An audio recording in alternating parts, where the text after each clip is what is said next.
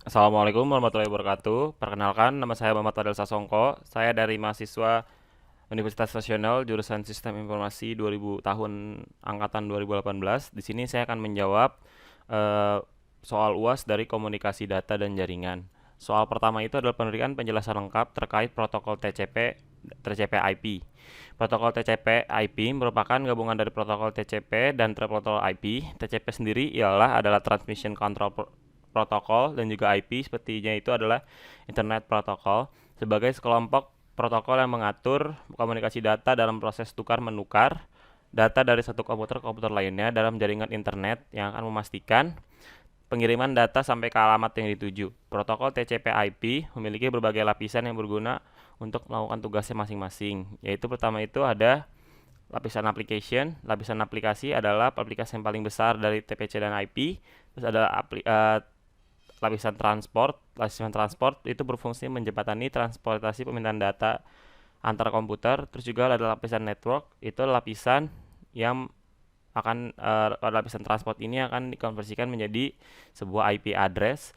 Terus juga ada lapisan network interface, itu adalah kontak langsung dengan hardware komputer. Untuk jawaban nomor 2, jelaskan apa yang dimaksud dengan subnetting dan berikan contoh pada setiap kelas IP. Subnetting itu ialah teknik memecah network menjadi beberapa subnetwork yang lebih kecil. Subnetting hanya dilakukan pada IP address kelas A, IP address kelas B, dan IP address kelas C. Dengan subnetting akan menciptakan beberapa network tambahan, tetapi mengurangi jumlah maksimum host yang ada di dalam tiap network tersebut. Nah, yang pertama ini adalah subnetting IP address kelas A, yaitu subnetting kelas A untuk memperuntukkan daya tampung alokasi IP address yang banyak, maka IP kelas A memiliki net ID pada oktet pertama dan host ID pada 3 oktet terakhir.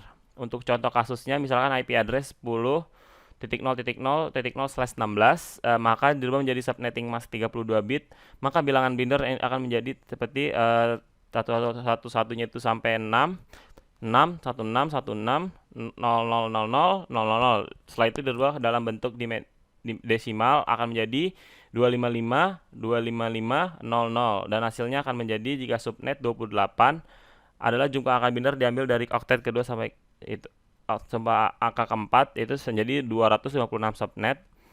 Nah, jika jumlah offset 216, maka akan menjadi sekitaran 65.534 host. Nah, untuk kelas B-nya sendiri, misalnya hampir sama kelas C, tapi kan kelas C belum kita bahas. Setelah ini kita bahas, hanya saya kelas B memiliki net ID 2 oktet pertama dan host ID pada 2 oktet terakhir pada IP address. Nah, untuk subnetting kelas C merupakan kelas subnetting yang paling mudah karena IP address kelas C memiliki host ID pada bagian terakhir IP address. Contohnya adalah 192.168.0.0, itu ialah buat router. Nah, selanjutnya ada pertanyaan nomor 3, yaitu berilah penjelasan lengkap tentang cloud computing, baik tentang definisi maupun karakteristik cloud computing. Cloud computing sendiri ialah sebuah proses pengolahan daya komputasi melalui jaringan internet yang memiliki fungsi agar dapat menjalankan program melalui komputer yang telah terkoneksi atau satu sama lain pada waktu yang sama. Cloud computing ini memiliki fungsi. Fungsi pertama itu media penyimpanan terpusat pada server. Terus teknologi cloud computing mempermudah pengguna untuk menyimpan data secara terpusat di satu server. Nah, terus juga kedua itu ada keamanan data. Dalam penerapan teknologi cloud computing, penyedia cloud computing telah menyediakan jaminan data sehingga data tidak mudah korup atau rusak. Terus juga lebih murah dan tahan lama.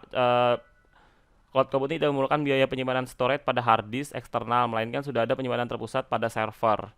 Contoh cloud computing sendiri itu yang sering dipakai sekarang itu ada Google Drive. Yang paling banyak sih dipakai Google Drive, terus ada Mega, saya tahu saya ada Top 10, terus juga ada dulu tuh ada Forshare. Terus model-model cloud computing ini tuh ada beberapa contohnya, itu si private cloud, community cloud, public cloud, dan hybrid cloud. Nah, untuk pertanyaan nomor 4, berikan penjelasan lengkap terkait proses routing, tidak hanya definisi saja, tetapi semua hal terkait routing. Sebelum itu, routing itu adalah proses di mana router memforward paket jaringan yang dituju. Suatu router membuat keputusan berdasarkan IP address yang dituju oleh paket. Semua router menggunakan IP address tujuan untuk mengirim paket. Cara kerja routing statis dibagi menjadi 3, yaitu ada administrator jaringan, ada router melakukan routing berdasarkan informasi, terus juga router statis digunakan untuk melatih paket data. Seorang admin harus menggunakan perintah IP route secara manual. Terus juga jenis-jenis routingnya itu ada routing default, static routing, dynamic routing. Nah, untuk fungsi routing itu untuk menghubungkan dan meneruskan data antara dua atau lebih jaringan satu dengan jaringan yang lainnya. Kelebihan dari routing itu tidak memerlukan waktu yang lama, tidak memaksakan bandwidth, terus juga memfasilitasi penugasan jaringan dan memberikan lebih banyak keamanan. Kekurangan dari routing itu adalah membutuhkan tingkat perhatian lebih tinggi dalam pengaturannya. Jika ada pengguna perangkat baru harus ditambahkan secara manual. Terus seperti yang dikatakan sebelumnya juga, peraturan statis ini membutuhkan lebih banyak perhatian. Oleh karena itu, peraturan ini tidak cocok untuk jaringan besar. Jadi routing itu misalnya kita menggunakan jaringan besar seperti satu perusahaan itu dia tuh nggak cocok. Jadi segitu saja jawaban dari saya. Jika ada salah-salah mohon maaf. Wassalamualaikum warahmatullahi wabarakatuh.